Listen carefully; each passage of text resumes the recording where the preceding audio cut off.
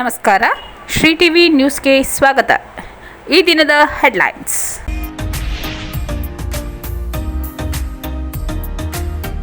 April 20ರಂದು ಸಾಂಕೇತಿಕವಾಗಿ ಬಸವ ಜಯಂತಿ ಆಚರಣೆಗೆ ತೀರ್ಮಾನ.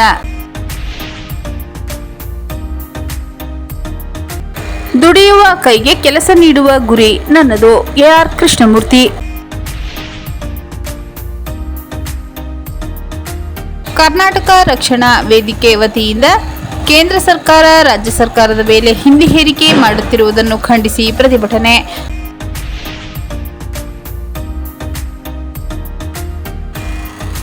ರಕ್ತದಾನ ಶ್ರೇಷ್ಠ ದಾನ. Professor C Shailesh Kumar.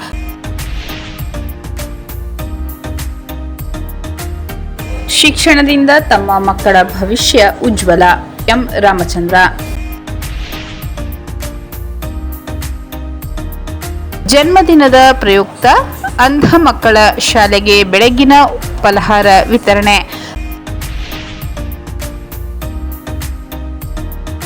ಈ ಸೆರೆಗಾಗಿಟ್ಟಿದ್ದ ಬೋನಿಗೆ ಚಿರತೆ ಸೆರೆ.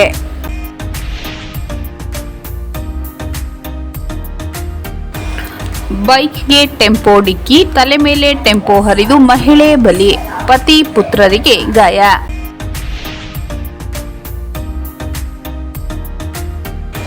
ಕೊಲೆ ಪ್ರಕರಣ ಸೆಸ್ಕ್ ನೌಕರ ನಾಗೇಂದ್ರ ಖುಲಾಸೆ.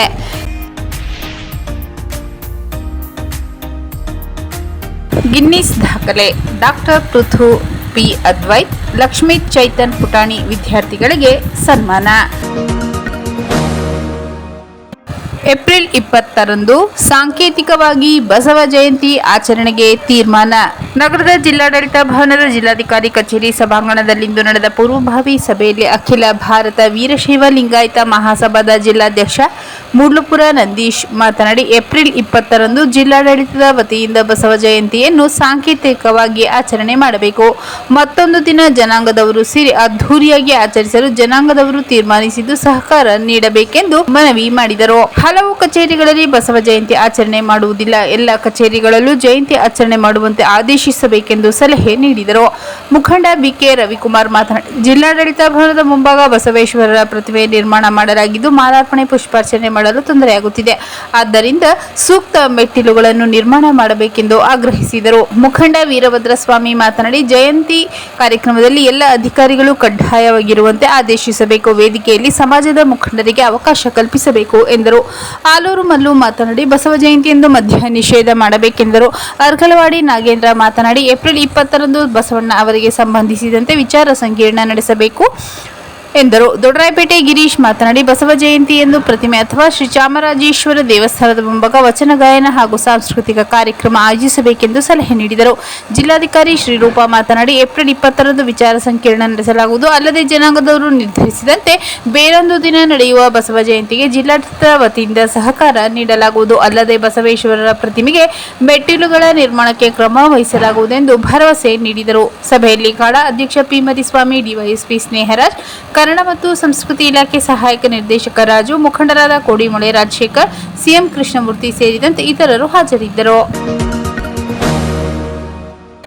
ದುಡಿಯುವ ಕೈಗೆ ಕೆಲಸ ನೀಡುವ ಗುರಿ ನನ್ನದು. ಎಆರ್ ಕೃಷ್ಣಮೂರ್ತಿ. ಮಂಗಳವಾರ ಚಾಮರಾಜನಗರ ತಾಲೂಕಿನ ಕೋಟಂಬಳ್ಳಿ, ಬಸವರಾಜಪುರ, ಗುಳಿಪುರ ಗ್ರಾಮಗಳಲ್ಲಿ ರಸ್ತೆ ಚರಂಡಿ ಅಭಿವೃದ್ಧಿ ಕಾಮಗಾರಿಗಳಿಗೆ ಚಾಲನೆ ನೀಡಿ ಮಾತನಾಡಿದ ಶಾಸಕರಾದ ಎಆರ್ ಕೃಷ್ಣಮೂರ್ತಿ ಅವರು, ಕೊಳ್ಳೇಗಾಲ ವಿಧಾನಸಭಾ ವ್ಯಾಪ್ತಿಯ ಟಗರ್ಪುರ ಗ್ರಾಮದ ಬಳಿ ಸರ್ಕಾರಿ ಜಮೀನನ್ನು ಗುರುತಿಸಲಾಗಿದೆ. ಇಲ್ಲಿ ಗಾರ್ಮೆಂಟ್ಸ್ ಸೇರಿದಂತೆ ಇತರ ಕಾರ್ಖಾನೆ ಸ್ಥಾಪಿಸುವ ಉದ್ದೇಶವಿದೆ. ಇವೆಲ್ಲ ಇಲ್ಲಿಗೆ ಬಂದರೆ ಮಹಿಳೆಯರಿಗೂ ಉದ್ಯೋಗ ಲಭಿಸಲಿದೆ. ಅಲ್ಲದೆ ಚಾಮರಾಜನಗರದ ಬದಂಗುಪ್ಪೆ ಹಾಗೂ ಕೆಲ್ಲಂಬಳ್ಳಿ ಕೈಗಾರಿಕಾ ವಲಯಗಳು ಬೆಳೆಯುತ್ತಿದೆ. ಇದರ ಫೇಸ್ 2ರ ಭಾಗವು ಇನ್ನೂ ಬೆಳೆದರೆ ಇದು ನನ್ನ ಕ್ಷೇತ್ರ ವ್ಯಾಪ್ತಿಯ ಕುದೇರು, ಸಂತೆಮರಳಿ ಭಾಗದವರೆಗೂ ವಿಸ್ತರಿಸಿದೆ. ಆಗ ಇಲ್ಲೂ ಕೂಡ ಕೈಗಾರಿಕೆಗಳಾದರೆ ಉದ್ಯೋಗ ಸೃಷ್ಟಿಯಾಗುತ್ತದೆ ಎಂದರು. ಗುಳಿಗುರ ಗ್ರಾಮ ಪಂಚಾಯತಿಯ ಹೊಮ್ಮ, ಬಸವರಾಜಪುರ, ಕೋಟಂಬಳ್ಳಿ, ಗುಳಿಪುರ ಗ್ರಾಮಗಳಲ್ಲಿ 7.35 ಕೋಟಿ ರು ವೆಚ್ಚದ ರಸ್ತೆ ಚರಂಡಿ ಅಭಿವೃದ್ಧಿ ಕಾಮಗಾರಿಗೆ ಭೂಮಿ ಪೂಜೆ ಮಾಡಲಾಗಿದ್ದು, ಈ ಗ್ರಾಮ ವ್ಯಾಪ್ತಿಯ ಪ್ರತಿ ಜನಾಂಗಗಳು ವಾಸಿಸುವ ಬೀದಿಗಳ ಅಭಿವೃದ್ಧಿ ಮಾಡಲಾಗುವುದು ಎಂದರು. ಅಲ್ಲದೆ ಕೋಟಂಬಳ್ಳಿ ಗ್ರಾಮದ ಉಪ್ಪಾರ ದಲಿತ ಕುರುಬ ಜನಾಂಗದ ಬೀದಿಗಳಿಗೆ 400 ಮೀಟರ್ ಚರಂಡಿ ಮಾಡಿದರೆ ನಮಗೆ ಅನುಕೂಲವಾಗುತ್ತದೆ ಎಂದು ಸಾರ್ವಜನಿಕರು ಮನವಿ ಮಾಡಿದ ಹಿನ್ನೆಲೆಯಲ್ಲಿ ಇದನ್ನು ಕೂಡ ಮಾಡುವಂತೆ ಸ್ಥಳದಲ್ಲಿದ್ದ ಅಧಿಕಾರಿಗಳಿಗೆ ಸೂಚನೆ ನೀಡಿದರು. ಅಲ್ಲದೆ ಕೂಳಿಪುರ ಗ್ರಾಮದ ಆರೋಗ್ಯ ಉಪಕೇಂದ್ರಕ್ಕೆ ಖಾಯಂ ಆಗಿ ನರ್ಸ್ ನೇಮಕ ಮಾಡಲು ಸ್ಥಳದಲ್ಲೇ ದೂರವಾಣಿ ಮೂಲಕ ಜಿಲ್ಲಾ ವೈದ್ಯಾಧಿಕಾರಿಗಳಿಗೆ ಕರೆ ಮಾಡಿ ಸೂಚನೆ ನೀಡಿದರು. ಹಂತ ಹಂತವಾಗಿ ಇಡೀ ಕ್ಷೇತ್ರದ ಎಲ್ಲಾ ಮೂಲ ಸಮಸ್ಯೆ ನಿವಾರಣೆಗೆ ಕ್ರಮ ವಹಿಸುವ ಭರವಸೆ ನೀಡಿದರು. ಈ ಸಂದರ್ಭದಲ್ಲಿ ಗ್ಯಾರಂಟಿ ಅನುಷ್ಠಾನ ಸಮಿತಿ ಜಿಲ್ಲಾಧ್ಯಕ್ಷ ಎಚ್.ಬಿ. ಚಂದ್ರು ಮಾತನಾಡಿದರು. ಕೆಆರ್ಐಡಿಎಲ್ನ ಎಡಬಲಿ ಚಿಕ್ಕಲಿಂಗಯ್ಯ, ಜೆಇ ಅರುಣ್ಕುಮಾರ್, ಕಂದಳ್ಳಿ ನಂಜುಂಡಸ್ವಾಮಿ, ಬಸನಾಪುರ ವಿಜಯ್, ಶಂಕರ್ ಮೂರ್ತಿ, ರವಿಶಂಕರ್, ಶಿವಶಂಕರ್, ನಾಗೇಂದ್ರ ಸ್ವಾಮಿ, ಶಿವಣ್ಣ, ಬೂದಂಬಳ್ಳಿ, ಶಂಕರ್, ಮೋಹನ್, ಮಹದೇವಸ್ವಾಮಿ, ವೃಷಭೇಂದ್ರಪ್ಪ, ಶಿವಣ್ಣ, ಬಾಬು ಸೇರಿದಂತೆ ಅನೇಕರು ಹಾಜರಿದ್ದರು. ಕರ್ನಾಟಕ ರಕ್ಷಣಾ ವೇದಿಕೆ ವತಿಯಿಂದ ಕೇಂದ್ರ ಸರ್ಕಾರ ರಾಜ್ಯ ಸರ್ಕಾರದ ಮೇಲೆ ಹಿಂದಿ ಹೇರಿಕೆ ಮಾಡುತ್ತಿರುವುದನ್ನು ಖಂಡಿಸಿ ಪ್ರತಿಭಟನೆ. ನಗರದ ಜಿಲ್ಲಾಡಳಿತ ಭವನದ ಮುಂಭಾಗ ಜಮಾಯಿಸಿದ ಪ್ರತಿಭಟನಾಕಾರರು ಕೆಲಕಾಲ ಪ್ರತಿಭಟನೆ ನಡೆಸಿದರು. ಕೇಂದ್ರ ಸರ್ಕಾರ ಹಾಗೂ ರಾಜ್ಯಪಾಲರ ವಿರುದ್ಧ ಘೋಷಣೆಗಳನ್ನು ಕೂಗಿ ಆಕ್ರೋಶ ಹೊರಹಾಕಿದರು. ಸ್ಥಳಕ್ಕೆ ಆಗಮಿಸಿದ ಜಿಲ್ಲಾಧಿಕಾರಿ ಶ್ರೀರೂಪ ಅವರಿಗೆ ಮನವಿ ಸಲ್ಲಿಸಿದರು. ರಾಜ್ಯದಲ್ಲಿ ತೃತೀಯ ಭಾಷೆಗೆ ಗ್ರೇಡಿಂಗ್ ವ್ಯವಸ್ಥೆ ಜಾರಿಗೆ ತಂದಿರುವ ಸರ್ಕಾರದ ನಿರ್ಧಾರವನ್ನು ಮರುಪರಿಶೀಲಿಸುವಂತೆ ರಾಜ್ಯಪಾಲ ಥಾವರ್ಚಂದ್ ಗೆಹ್ಲೋಟ್ ಅವರು ಮುಖ್ಯ ಕಾರ್ಯದರ್ಶಿಗಳಿಗೆ ಪತ್ರ ಬರೆದಿರುವುದಕ್ಕೆ ಆಕ್ಷೇಪ ವ್ಯಕ್ತಪಡಿಸಿದ ಪ್ರತಿಭಟನಾಕಾರರು ಕೂಡಲೇ ಕೇಂದ್ರ ಸರ್ಕಾರ ರಾಜ್ಯಪಾಲರನ್ನು ಹಿಂದಕ್ಕೆ ಕರೆಸಿಕೊಳ್ಳಬೇಕೆಂದು ಒತ್ತಾಯಿಸಿದರು. ರಾಜ್ಯಪಾಲರ ಈ ಕ್ರಮ ತಮ್ಮ ಕಾರ್ಯವ್ಯಾಪ್ತಿಯನ್ನು ಮೀರಿ ನಡೆದಿರುವುದು ಮಾತ್ರವಲ್ಲದೆ ಕರ್ನಾಟಕದ ಹಿತಾಸಕ್ತಿಗಳಿಗೆ ವಿರುದ್ಧವಾಗಿದೆ. ಈ ಹಿಂದೆ ರಾಜ್ಯದಲ್ಲಿ ಹಿಂದಿ ಹೇರಿಕೆ ಉತ್ತೇಜಿಸುವ ಉದ್ದೇಶವಿದೆ ಎಂದು ದೂರಿದರು. ರಾಜ್ಯದ ಆಡಳಿತ ನಡೆಸುವ ಅಧಿಕಾರ ಜನರಿಂದ ಆಯ್ಕೆಯಾದ ಸರ್ಕಾರಕ್ಕಿದ್ದು ಶಿಕ್ಷಣ ನೀತಿ ಸೇರಿದಂತೆ ವಿವಿಧ ವಿಷಯಗಳಲ್ಲಿ ನಿರ್ಧಾರ ಕೈಗೊಳ್ಳುವುದು ರಾಜ್ಯ ಸರ್ಕಾರದ ಅಧಿಕಾರ. ಇಂತಹ ಸಂದರ್ಭದಲ್ಲಿ ರಾಜ್ಯಪಾಲರು ಸರ್ಕಾರದ ನಿರ್ಧಾರಗಳಲ್ಲಿ ಹಸ್ತಕ್ಷೇಪ ಮಾಡುವುದು ಸರಿಯಲ್ಲ ಎಂದರು. ಪ್ರತಿಭಟನೆಯಲ್ಲಿ ಸಂಘದ ಪದಾಧಿಕಾರಿಗಳು ಸೇರಿದಂತೆ ಇತರರು ಭಾಗವಹಿಸಿದ್ದರು. ರಕ್ತದಾನ ಶ್ರೇಷ್ಠ ದಾನ. Professor C. ಶೈಲೇಶ್ ಕುಮಾರ್. ಪ್ರತಿಯೊಬ್ಬ ವಿದ್ಯಾರ್ಥಿಗಳು ರಕ್ತದಾನ ಮಾಡುವ ಮೂಲಕ ಸೇವಾ ಮನೋಭಾವನೆ ಬೆಳೆಸಿಕೊಳ್ಳಿ ಎಂದು ಸರ್ಕಾರಿ ಮಹಿಳಾ ಪ್ರಥಮ ದರ್ಜೆ college professor C. Shailesh Kumar ತಿಳಿಸಿದರು. ನಗರದ ಜೋಡಿ ರಸ್ತೆಯಲ್ಲಿರುವ ಸರ್ಕಾರಿ ಮಹಿಳಾ ಪ್ರಥಮ ದರ್ಜೆ ಕಾಲೇಜು ಐಕ್ಯೂಎಸಿ ಯುವ ರೆಡ್ ಕ್ರಾಸ್ ಘಟಕ ವಿಶ್ವ ಆರೋಗ್ಯ ದಿನ ಮತ್ತು ಪ್ರಥಮ ಚಿಕಿತ್ಸೆ ತರಬೇತಿ ಕಾರ್ಯಕ್ರಮದ ಅಧ್ಯಕ್ಷತೆ ವಹಿಸಿ ಮಾತನಾಡಿದ ಅವರು, ವಿದ್ಯಾರ್ಥಿಗಳು ರಕ್ತದಾನ ಮಾಡಿ ಇತರ ಜೀವ ಉಳಿಸಿ ಎಂದು ಮನವಿ ಮಾಡಿದರು. ಆರೋಗ್ಯವಂತ ಪ್ರತಿಯೊಬ್ಬ ವಿದ್ಯಾರ್ಥಿಯು ವರ್ಷಕ್ಕೆ ಕನಿಷ್ಠ 3 ಬಾರಿ ಆದರೂ ರಕ್ತದಾನ ಮಾಡುವ ಮನೋಭಾವ ಬೆಳೆಸಿಕೊಳ್ಳಿ ಎಂದು ಸಲಹೆ ನೀಡಿದರು. ಕಾಲೇಜಿನ ಪ್ರೊಫೆಸರ್ ಹಾಗೂ ಯುವ ರೆಡ್ ಕ್ರಾಸ್ ಘಟಕ ಸಂಯೋಜಕ ಡಾಕ್ಟರ್ ಆರ್. ಪ್ರಸಾದ್ ಮಾತನಾಡಿ, ಭಾರತೀಯ ರೆಡ್ ಕ್ರಾಸ್ ಡಾಕ್ಟರ್ ಮಹೇಶ್ ಹಾಗೂ ಡಾಕ್ಟರ್ ಶ್ವೇತಾ ಶಶಿಧರ್ ನೇತೃತ್ವದಲ್ಲಿ 100ಕ್ಕೂ ಹೆಚ್ಚಿನ ವಿದ್ಯಾರ್ಥಿನಿಯರಿಗೆ ಆಕಸ್ಮಿಕವಾಗಿ ಅಪಘಾತ ಹಾಗೂ ಕಾಲೇಜಿನಲ್ಲಿ ಬಿದ್ದು ಗಾಯ ಆದರೆ ಯಾವ ರೀತಿಯ ಪ್ರಥಮ ಚಿಕಿತ್ಸೆ ನೀಡುವುದು ಎಂಬುದರ ಬಗ್ಗೆ ಸಮಗ್ರ ಮಾಹಿತಿ ನೀಡಿದ್ದರು. ಇದರಿಂದ ನಮ್ಮ ಕಾಲೇಜಿನ ವಿದ್ಯಾರ್ಥಿನಿಯರಿಗೆ ಅನುಕೂಲವಾಯಿತೆಂದು ತಿಳಿಸಿದರು. ಕಾಲೇಜಿನ ಐಕ್ಯೂಎಸಿ ಸಂಯೋಜಕಿ ಡಾಕ್ಟರ್ ಲಿಖಿತಾ ಎಸ್. ಅನುರಾಧ ಮಾತನಾಡಿ, ಸರ್ಕಾರಿ ಮಹಿಳಾ ಕಾಲೇಜಿನ ವಿದ್ಯಾರ್ಥಿನಿಯರು ವಿದ್ಯಾಭ್ಯಾಸದ ಜೊತೆಗೆ ಈಗಾಗಲೇ ರಾಷ್ಟ್ರೀಯ ನಾಯಕರ ಜಯಂತಿ ಕಾರ್ಯಕ್ರಮದಲ್ಲಿ ರಕ್ತದಾನ ಮಾಡಿದ್ದಾರೆಂದು ಮೆಚ್ಚುಗೆ ವ್ಯಕ್ತಪಡಿಸಿದರು. ಗಂಡು ಹೆಣ್ಣೆಂಬ ಭೇದ ಭಾವ ಇಲ್ಲದೆ ಯಾರಿಗೆ ರಕ್ತ ಬೇಕು ಅಂತ ನಾಗರಿಕರಿಗೆ ರಕ್ತದಾನ ಮಾಡಿ ಇತರ ವಿದ್ಯಾರ್ಥಿಗಳಿಗೆ ಮಾದರಿಯಾಗಿದ್ದಾರೆಂದು ಮೆಚ್ಚುಗೆ ವ್ಯಕ್ತಪಡಿಸಿದರು. ಕಾರ್ಯಕ್ರಮದಲ್ಲಿ ಚಾಮರಾಜನಗರ ಜಿಲ್ಲಾ ಪತ್ರಕರ್ತರ ಸಂಘದ ಅಧ್ಯಕ್ಷ ಜಿ. ಬಂಗಾರು, ಭಾರತೀಯ ರೆಡ್ ಕ್ರಾಸ್ ಘಟಕದ ಕಾರ್ಯದರ್ಶಿ doctor Shweta Shashidhar, doctor Mahesh, professor Deepa, professor Balasubramanya, ವಿದ್ಯಾರ್ಥಿನಿ ಸಂಘದ ಮಹಾಲಕ್ಷ್ಮಿ ಸೇರಿದಂತೆ ಯುವ ರೆಡ್ ಕ್ರಾಸ್ ಘಟಕದ ವಿದ್ಯಾರ್ಥಿಗಳು, ಕಾಲೇಜಿನ ಎಲ್ಲಾ ವಿಭಾಗದ ಮುಖ್ಯಸ್ಥರು ಹಾಜರಿದ್ದರು. ಶಿಕ್ಷಣದಿಂದ ತಮ್ಮ ಮಕ್ಕಳ ಭವಿಷ್ಯ ಉಜ್ವಲ. ಎಂ. ರಾಮಚಂದ್ರ. ನಗರದ ಪೇಟೆ ಪ್ರೈಮರಿ ಸರ್ಕಾರಿ ಹಿರಿಯ ಪ್ರಾಥಮಿಕ ಶಾಲೆ ಆವರಣದಲ್ಲಿ ರವಿ ಸಂತು ಬಳಗದ ವತಿಯಿಂದ ಮಂಗಳವಾರ ಆಯೋಜಿಸಿದ್ದ ವಿವಿಧ ಸಾಮಗ್ರಿಗಳ ವಿತರಣೆ ಹಾಗೂ ಸೇವಾರತ್ನ ಪ್ರಶಸ್ತಿ ಪ್ರದಾನ ಕಾರ್ಯಕ್ರಮದಲ್ಲಿ ಮಾತನಾಡಿದ ಕೇಂದ್ರ ಬರ ಪರಿಹಾರ ಸಮಿತಿ ಮಾಜಿ ಅಧ್ಯಕ್ಷ ಎಂ. ರಾಮಚಂದ್ರ ಅವರು, ಸರ್ಕಾರಿ ಕನ್ನಡ ಶಾಲೆಯಲ್ಲಿ ಓದಿದವರು ಉನ್ನತ ಸಾಧನೆ ಮಾಡಿದ್ದಾರೆ. ಬಡತನ ಮತ್ತು ಹಸಿವು ಬೌದ್ಧಿಕ ವಿಕಾಸಕ್ಕೆ ಸಹಕಾರಿಯಾಗುತ್ತದೆ. ಪ್ರಸ್ತುತ ಸಂದರ್ಭದಲ್ಲಿ ಖಾಸಗಿ ಶಾಲೆಗಳ ವ್ಯಾಮೋಹದಿಂದ ಸರ್ಕಾರಿ ಶಾಲೆಗಳು ನಶಿಸಿ ಹೋಗುವ ಹಂತಕ್ಕೆ ತಲುಪಿದ್ದು, ಸರ್ಕಾರಿ ಶಾಲೆಗಳನ್ನು ಉಳಿಸುವ ನಿಟ್ಟಿನಲ್ಲಿ ರಾಜ್ಯ ಸರ್ಕಾರ ಮುಂದಾಗಬೇಕೆಂದು ಒತ್ತಾಯಿಸಿದರು. ನಗರದ ಪೇಟೆ ಪ್ರೈಮರಿ ಶಾಲೆಯಲ್ಲಿ ವ್ಯಾಸಂಗ ಮಾಡಿದವರು ಉನ್ನತ ಉದ್ಯೋಗದಲ್ಲಿದ್ದಾರೆ. ಹಳೆಯ ಈ ವಿದ್ಯಾರ್ಥಿಗಳು ಒಗ್ಗೂಡಿ ಹೆಸರಾಂತ ಶಾಲೆಗೆ ಕಾಯಕಲ್ಪ ದೊರಕಿಸಿಕೊಳ್ಳಬೇಕಿದೆ. ರವಿ ಸಂತು ಬಳಗ ಕಲಾ ಸೇವೆ ಜೊತೆಗೆ ಸಮಾಜ ಸೇವೆಯಲ್ಲಿ ತೊಡಗಿಸಿಕೊಂಡಿದೆ. ಸರ್ಕಾರಿ ಶಾಲೆಗಳ ಅಭಿವೃದ್ಧಿಗೆ ಕೈಜೋಡಿಸಿರುವುದು ಅತ್ಯಂತ ಉತ್ತಮ ಕೆಲಸ ಎಂದರು. ರಾಜ್ಯ ದಲಿತ ಮಹಾಸಭಾ ಉಪಾಧ್ಯಕ್ಷ ಹಾಗೂ ಹೋರಾಟಗಾರ ವೆಂಕಟರಮಣ ಸ್ವಾಮಿ ಪಾಪು ಮಕ್ಕಳಿಗೆ ಬಹುಮಾನ ವಿತರಿಸಿ ಮಾತನಾಡಿ, ಸರ್ಕಾರಿ ಶಾಲೆಯನ್ನು ಆಯ್ಕೆ ಮಾಡಿಕೊಂಡು ಹಲವಾರು ಸವಲತ್ತುಗಳನ್ನು ಕಲ್ಪಿಸುತ್ತಿರುವುದು ಉತ್ತಮ ಕಾರ್ಯ. ಪ್ರಸ್ತುತ ರೈತರು, ಕೂಲಿ ಕಾರ್ಮಿಕರು ಕೂಡ ತಮ್ಮ ಮಕ್ಕಳ ಶಿಕ್ಷಣಕ್ಕಾಗಿ ಖಾಸಗಿ ಶಾಲೆಗಳ ಮೊರೆ ಹೋಗುತ್ತಿದ್ದಾರೆ. ಸರ್ಕಾರಿ ಶಾಲೆಗಳನ್ನು ಅಭಿವೃದ್ಧಿಗೊಳಿಸುವುದು ಪ್ರತಿಯೊಬ್ಬರ ಆದ್ಯ ಕರ್ತವ್ಯ. ಸರ್ಕಾರಿ ಶಾಲೆಗಳು ಮಕ್ಕಳಿಗೆ ಬಡತನ, ನೋವು, ಸಂಸ್ಕಾರ, ವಿನಯ ಕಲಿಸಿಕೊಡುತ್ತದೆ. ಈ ನಿಟ್ಟಿನಲ್ಲಿ ಸರ್ಕಾರಿ ಶಾಲೆಗಳನ್ನು ಆಯ್ಕೆ ಮಾಡಿಕೊಂಡು ನಮ್ಮ ಕೈಲಾದಷ್ಟು ಸೇವೆ ಮಾಡುತ್ತೇವೆ. ಸರ್ಕಾರಿ ಶಾಲೆಗಳಲ್ಲೂ ಉತ್ತಮ ಶಿಕ್ಷಕರಿದ್ದಾರೆ ಎಂಬುದನ್ನು ಯಾರು ಅರ್ಥ ಮಾಡಿಕೊಳ್ಳುತ್ತಿಲ್ಲ ಎಂದು ಬೇಸರ ವ್ಯಕ್ತಪಡಿಸಿದರು. ಬಿಇಒ ಹನುಮಶೆಟ್ಟಿ ಮಾತನಾಡಿ, ಉತ್ತಮ ಬದುಕನ್ನು ಕಟ್ಟಿಕೊಳ್ಳಲು ಶಿಕ್ಷಣ ಪ್ರತಿಯೊಬ್ಬರಿಗೂ ಅಗತ್ಯ. ಅಂತಹ ಶಿಕ್ಷಣವನ್ನು ಪ್ರೋತ್ಸಾಹಿಸುವ ಕೆಲಸ ಮಾಡುತ್ತಿರುವುದು ಉತ್ತಮ ಕಾರ್ಯ. ಸರ್ಕಾರಿ ಶಾಲೆಗಳ ಅಭಿವೃದ್ಧಿಗೆ ರವಿ ಸಂತು ಬಳಗ ಮುಂದಾಗಿರುವುದು ಪುಣ್ಯದ ಕೆಲಸ ಎಂದು ಹೇಳಿದರು. ಈ ಸಂದರ್ಭದಲ್ಲಿ ಸರ್ಕಾರಿ ಶಾಲೆ 11 ಶಿಕ್ಷಕರಿಗೆ ಸೇವಾ ರತ್ನ ಪ್ರಶಸ್ತಿ ನೀಡಿ ಗೌರವಿಸಲಾಯಿತು. 2 ಸರ್ಕಾರಿ ಶಾಲೆಗಳಿಗೆ ವಿವಿಧ ಸಾಮಗ್ರಿಗಳನ್ನು ವಿತರಣೆ ಮಾಡಲಾಯಿತು. ಸಂಸ್ಕೃತಿ ಚಿಂತಕ ಸುರೇಶ್ ಎನ್ ಋಗ್ವೇದಿ, ಕಲಾವಿದರಾದ ಉಮ್ಮತ್ತೂರ್ ಬಸವರಾಜ್, ಎಲ್ ಸುರೇಶ್, ಜಿ ಬಂಗಾರ್, ರವಿ ಸಂತು ಬಳಗದ ಲೋಕೇಶ್, ರವಿ, ಹಂಸಲೇಖ, ಸಿಂಚನ, ಅನುಭವ್ಯ, ನವೀನ್, ಸುರೇಶ್ ಗೌಡ, ಸಂತೋಷ, ಶಾಲೆಯ ಮುಖ್ಯ ಶಿಕ್ಷಕಿ ಸುನೀತಮ್ಮ, ಸಹಶಿಕ್ಷಕಿ ವಿಜಯಕುಮಾರಿ, ತನುಜಾಕುಮಾರಿ, ಮಂಜುಳಾ, ದೇವಕಿ, ರಕ್ಷಿತಾ ಸೇರಿದಂತೆ ಇತರರು ಹಾಜರಿದ್ದರು. ಜನ್ಮದಿನದ ಪ್ರಯುಕ್ತ ಅಂಧ ಮಕ್ಕಳ ಶಾಲೆಗೆ ಬೆಳಗಿನ ಫಲಹಾರ ವಿತರಣೆ.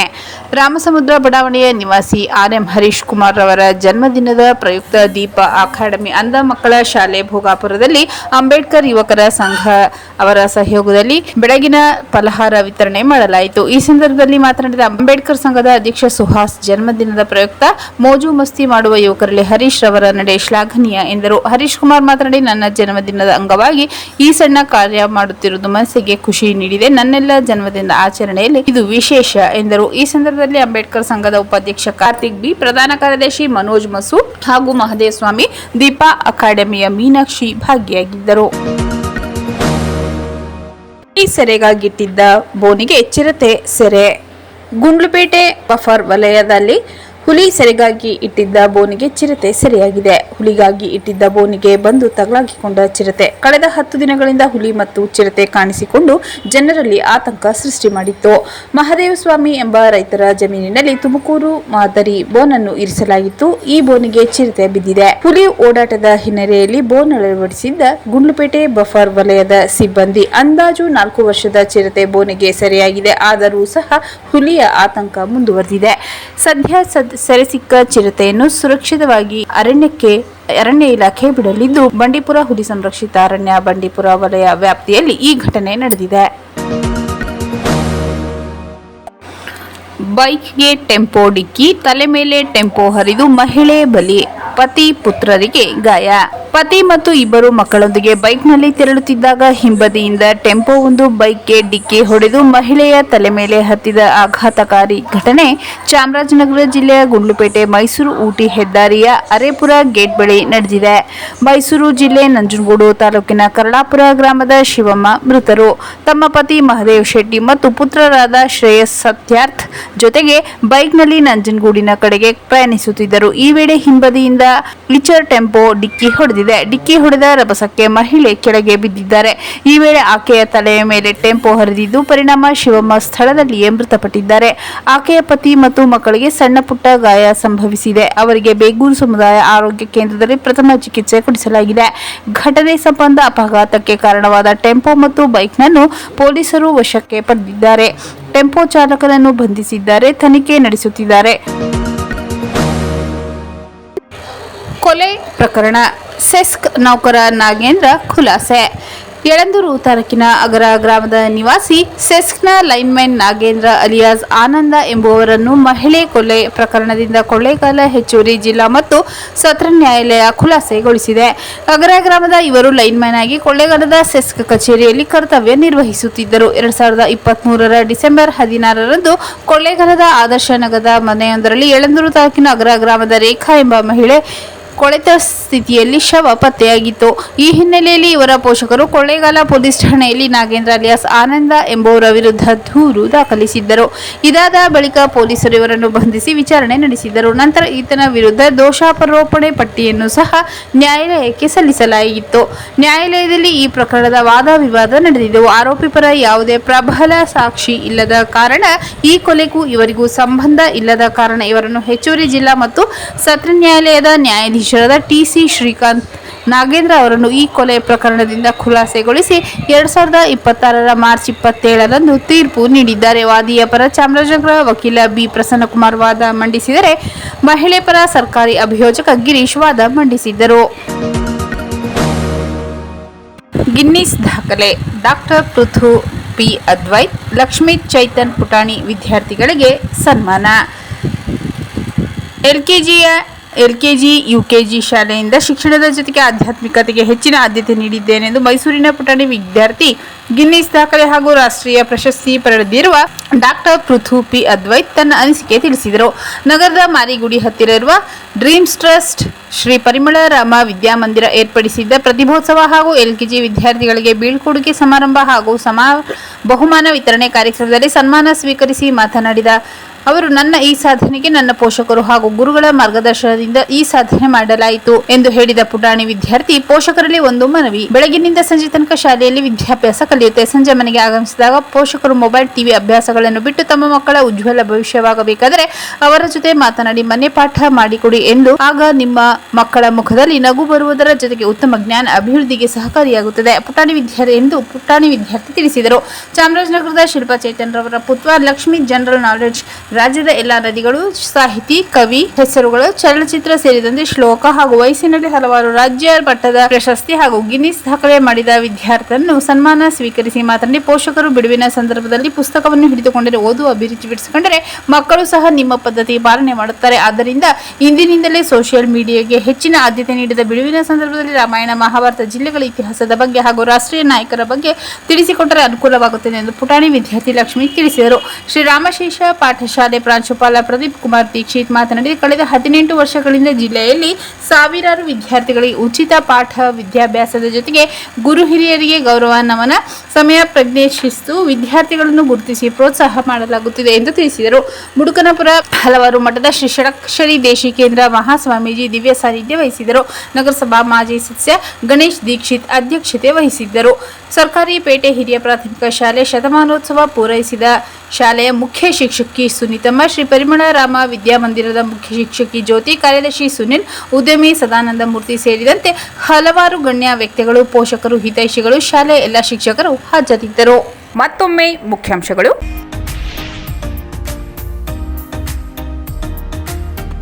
ಏಪ್ರಿಲ್ 20ರಂದು ಸಾಂಕೇತಿಕವಾಗಿ ಬಸವ ಜಯಂತಿ ಆಚರಣೆಗೆ ತೀರ್ಮಾನ.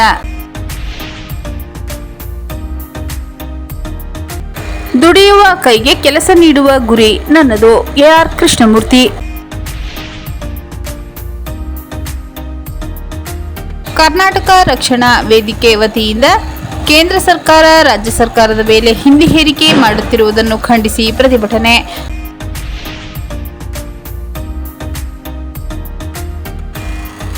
ರಕ್ತದಾನ ಶ್ರೇಷ್ಠ ದಾನ.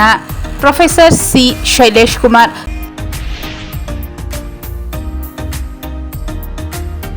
ಶಿಕ್ಷಣದಿಂದ ತಮ್ಮ ಮಕ್ಕಳ ಭವಿಷ್ಯ ಉಜ್ವಲ. ಎಂ. ರಾಮಚಂದ್ರ. ಜನ್ಮದಿನದ ಪ್ರಯುಕ್ತ ಅಂಧ ಮಕ್ಕಳ ಶಾಲೆಗೆ ಬೆಳಗ್ಗಿನ ಫಲಹಾರ ವಿತರಣೆ.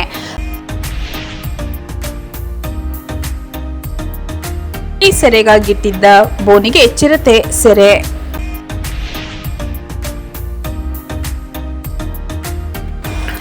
ಬೈಕ್ಗೆ ಟೆಂಪೋ ಡಿಕ್ಕಿ, ತಲೆ ಮೇಲೆ ಟೆಂಪೋ ಹರಿದು ಮಹಿಳೆ ಬಲಿ, ಪತಿ ಪುತ್ರರಿಗೆ ಗಾಯ.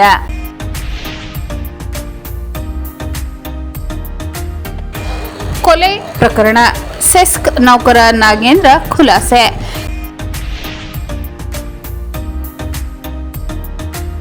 ಗಿನ್ನಿಸ್ ದಾಖಲೆ ಡಾಕ್ಟರ್ ಪೃಥು ಪಿ. ಅದ್ವೈತ್, ಲಕ್ಷ್ಮೀ ಚೈತನ್ ಪುಟಾಣಿ ವಿದ್ಯಾರ್ಥಿಗಳಿಗೆ ಸನ್ಮಾನ.